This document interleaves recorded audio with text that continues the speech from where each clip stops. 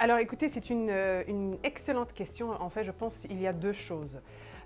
Premièrement, il faut s'entendre sur ce qu'est l'ESG. Voilà. Est-ce que, de manière concrète, est-ce que ce sont les mesures de prévention, tel le devoir de vigilance ou les différentes directives européennes? Est-ce que cela concerne les nouvelles obligations aussi de transparence et de reporting via les directives et les transpositions en droit français? Donc ça, c'est la première chose. Parce que l'ESG, c'est tout simplement une évolution aussi des principes qui existaient déjà de la durabilité, de la protection de l'environnement, etc. Bien évidemment, ESG pour Environment, Social and Governance.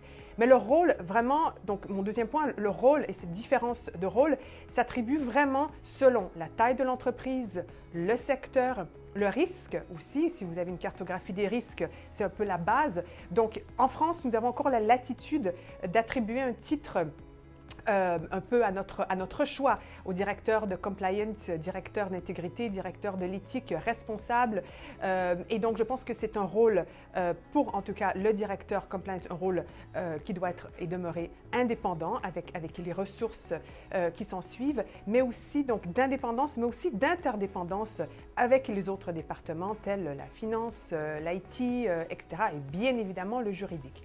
Donc c'est un rôle qui se marie énormément dans la gestion de risque, bien évidemment, et qui évolue de manière drastique ces dernières années, encore plus ces derniers mois, vu le contexte un peu global de la gestion des risques. Alors, la distinction entre les rôles du directeur conformité et du directeur juridique, c'est une question qui se pose de plus en plus, en fait, et il n'y a pas de secret, en fait. Chaque entreprise fait ses propres choix en fonction de sa taille, de son secteur d'activité, de ses besoins propres de son activité qui lui est propre, en fait. Et par contre, si on pourrait distinguer des exigences entre les deux, on dirait qu'un directeur conformité nécessite un peu plus de latitude et de créativité parce que justement, il faut mettre en place des règles et cultiver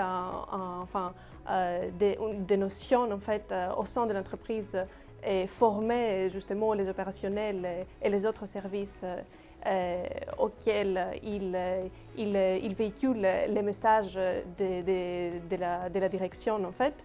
Et par contre, un directeur juridique nécessite justement de bien interpréter les règles et de les rendre compréhensibles afin que les mesures adaptées puissent se mettre en place.